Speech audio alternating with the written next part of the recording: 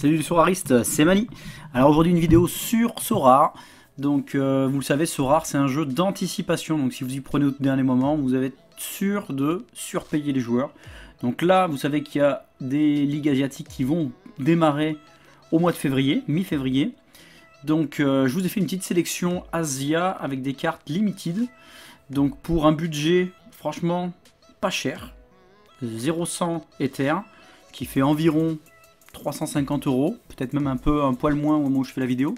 Donc c'est un budget, on va dire, avec une équipe franchement qui peut taper du T2 assez régulièrement. Maintenant, c'est basé sur les stats de l'an dernier, donc peut-être que cette année, ça sera peut-être un peu différent. En attendant, voilà, c'est une proposition de joueur, c'est une base. Donc l'idée c'est pas de se dire voilà, je prends exactement l'équipe de Mani, je l'achète, je l'utilise, oh, j'ai gagné ou j'ai pas gagné d'ailleurs. Mais c'est pour vous inspirer un peu de ces joueurs là. Faites vos propres sélections, je pense que c'est quand même l'intérêt du jeu, c'est de faire ses propres sélections. Si vous voulez vous lancer dans Sorare, je vous laisse également mon lien de parrainage en description de la vidéo, ce qui vous permettra d'avoir un petit booster, puisque au bout de 5 enchères, vous aurez une carte offerte par le jeu. Écoutez, je vais d'abord vous présenter tous les joueurs et après je vais vous montrer les simulations de points et de rewards qu'on aurait pu avoir avec cette équipe. Soit vous faites une équipe en limited, soit vous pouvez également vous dire voilà, ce joueur là, pour moi il y a un des joueurs que j'ai pris pour mettre dans ma All-Star. Ça va me permettre d'avoir un joueur pas trop cher et qui peut rapporter des points en All-Star. Donc ça c'est un choix. Alors on va attaquer directement avec le gardien, donc Murakami. Donc c'est mon gardien préféré en J-League, je vous le dis. D'ailleurs je crois qu'il ressort à la première position dans Sorare Data, là, dans le player ranking. Mais au-delà de ça, voilà, moi qu'est-ce qui me plaît sur ce joueur là, c'est que c'est quand même très fiable. Je l'ai découvert en fait en commune au départ. Je le mettais souvent, à chaque fois il me faisait pas mal de points. Et voilà, on voit donc c'est leur première saison en première division. Donc avant ils étaient en deuxième division. Donc avec Aspiva, et après il a fait d'autres clubs de deuxième division. Et là on voit qu'en première division il a été très très bon, puisqu'il a fait 37 matchs, donc ça c'est déjà très bien, c'est une valeur sûre, pas de blessure. Et 40% de clean sheet, donc il a fait 15 clean sheets sur 37 matchs. Donc par contre voilà, 36 buts encaissés, donc c'est pas non plus la meilleure défense du championnat, mais voilà, c'est une valeur sûre. Et ce joueur là, vous allez pouvoir l'avoir, donc on va regarder au niveau tarif. J'étais pas logué. Oui, bien sûr, j'autorise. Donc du coup, au niveau tarif, alors je vais réappuyer parce que ça n'a pas marché. Voilà. Au niveau tarif, vous pouvez le trouver aux alentours de 0,37. Alors, quand j'ai fait le montage hier du PowerPoint, il était moins cher, il était à 0,34. Donc, qu'est-ce qu'on voit? Ah oui, il y a une petite montée. Donc bon, ça reste quand même correct, hein. Si vous payez 0,37 c'est pas mal. Et si vous regardez un petit peu ses scores, vous voyez quand même il y a beaucoup de scores au-dessus de 60 pour un gardien, c'est pas mal du tout. Donc franchement ça c'est vraiment une valeur sûre, vous pouvez vous en servir également en AS. Ensuite on va passer au défenseur, donc Eduardo, le capitaine de Sagan Tosu. Donc c'est pareil, c'est de la J1 League. Il a 28 ans, il est brésilien, donc il y a beaucoup de brésiliens dans le championnat, 1,86 m. Valeur sûre, là on voit l'an dernier 36 matchs, donc il est quasiment jamais sorti, 3 buts, 3 passes décisives. On voit sa headmap qui est très intéressante, donc très active sur son côté. Donc il joue pas vraiment côté, mais il joue, on voit sa headmap, il est un peu excentré sur la gauche. Et si on regarde un petit peu ses notes, donc déjà on voit du beau vert foncé, il coûte seulement 20, je trouve que c'est vraiment pas cher pour ce joueur là.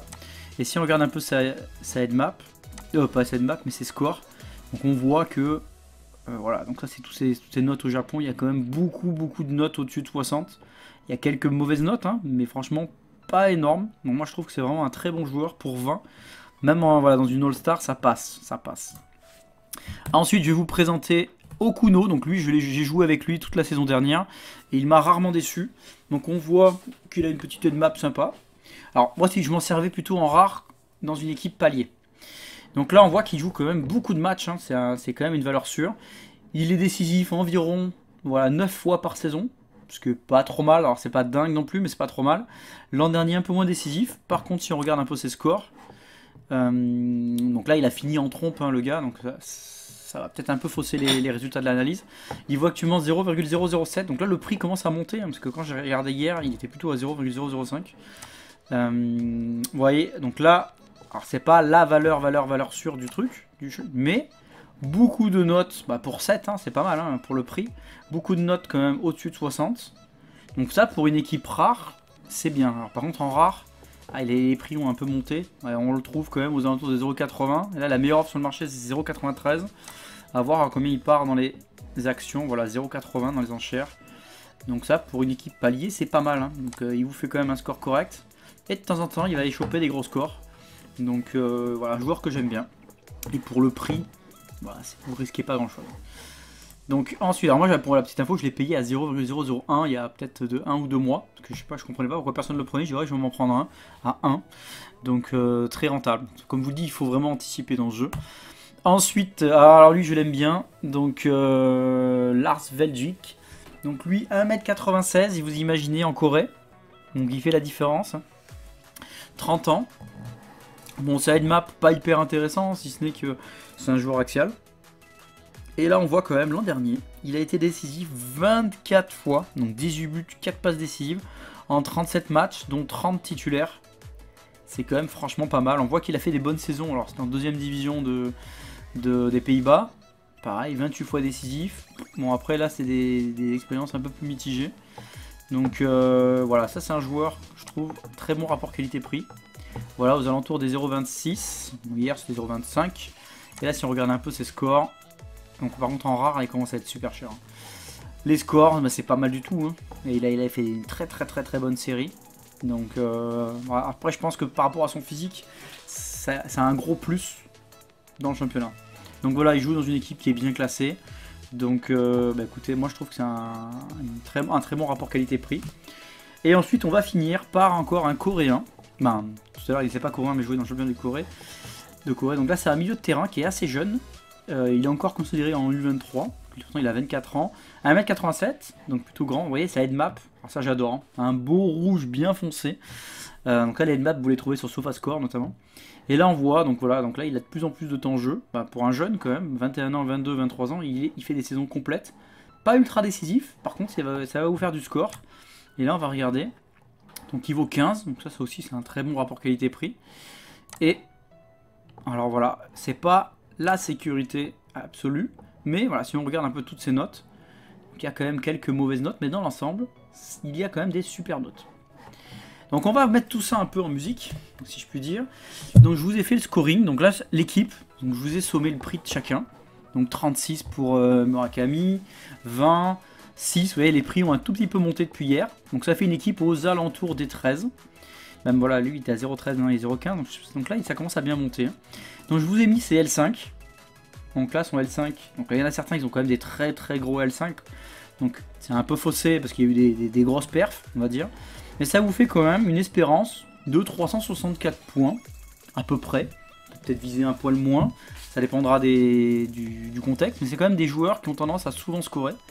Et si on regarde un petit peu une simulation de ce qui a pu se passer, alors j'ai pris des journées, alors elles sont un peu lointaines, hein, 220, 222, 224, bah on voit quand même qu'on arrivait à des scores plutôt honorables. Donc en jaune, c'est le score net, enfin, c'est la somme des scores, mais après il faut y ajouter les bonus capitaine, et on se retrouve avec du coup des points assez intéressants, 395 points, 220, 332 points, 340 points. Ce qui nous ferait gagner une T2, une T3, une T2. Alors, à voir, là il y a eu quand même des grosses journées, donc à voir ce qu'il donne. Mais bon, c'est pour vous donner une base de travail et vous dire voilà ce qu'on est capable de faire en Asie.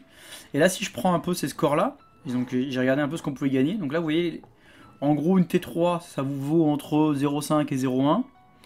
Une T2 entre 0,25 et 0,05, etc., etc. Donc vous voyez, ça fait quand même des gains assez intéressants pour 0,100 d'investi. Donc je trouve qu'en 3 Game Week, ben, après il y a des Game Week intermédiaires que j'ai pas mis, ça, parce qu'ils n'ont pas joué. Et moi je trouve que c'est quand même un bon rapport qualité-prix. Donc voilà, pourquoi pas compléter votre All-Star, pourquoi pas vous lancer en Asie. Alors il y a d'autres cartes hein, que j'aurais pu vous mettre. Hein. Là je vous ai fait une petite sélection de bons rapports qualité-prix. Je vous laisse un peu chercher les autres. Donc je peux vous en donner un allez comme ça, c'est cadeau. Le petit Santo. Donc là si on retourne... Alors un qui m'a bien aimé, alors que j'ai bien aimé mais en rare, c'était le petit Santo. Le petit Santo qui joue à Sagan Susu, donc le même club qu'Eduardo. Alors c'est pas de la grosse carte, par contre ça vaut 4. Et si je regarde un petit peu les scores, alors moi quand je l'avais dans cette fenêtre là. Donc il a fini un peu, le club avait plus grand chose à jouer. Il a fini un peu en roue libre. Et vous voyez, donc avant ça c'était quand le club avait quand même un peu plus d'enjeux. Là vous voyez il y a quand même plus de gros scores. Et là le club n'avait plus d'enjeux. Lui il a fait des mauvais scores. Alors est-ce que c'est lié? Je n'ai pas regardé les matchs, hein, je vous le dis. Voilà. Après petite info aussi, donc c'est du cadeau. Donc ça vaut 4, ça vaut rien. Le petit Douglas. Le petit Douglas qui est à Vissel Kobe. Donc lui, il est transféré. Il est transféré dans un club, alors j'ai oublié le nom, qui a fini dans les derniers, mais ils sont pas relégables. Et là, c'était quand même un bon joueur. Donc bon, après il avait des ballons quand même de Iniesta, donc ça aide aussi. Donc à voir ce qu'il donne. Donc je crois que c'est à, alors je sais plus le nom du club, là où il y avait Cristiano qui vient de partir en Ligue 2. Donc lui il vaut pareil, ça vaut 4, c'est vraiment pas cher. Et en termes de scoring, alors c'est pas du top player, mais quand il était pas blessé, il a quand même fait quelques petits enchaînements de matchs. Bon là c'est pas forcément le joueur qui va vous faire gagner, mais en complément, pourquoi pas se prendre un petit joueur à 4 qui pourra dans des matchs un peu plus faciles. Voilà, ça c'était contre un club facile. Ça, alors c'était pas un club facile, mais il a quand même bien scoré. Gamba c'était très facile. Ça c'était facile. Donc dans des matchs plutôt faciles, il réussit des bons résultats. Donc voilà, moi c'était deux petits cadeaux bonus. Donc c'est pas les top players, mais voilà, c'était des bons rapports qualité-prix. Voilà, bah écoutez, j'espère que cette vidéo va vous aider à faire vos choix de joueurs. Et en tout cas, rappelez-vous, l'anticipation très importante à Sora. Allez, je vous souhaite de très bonnes Game Week. À bientôt les gars.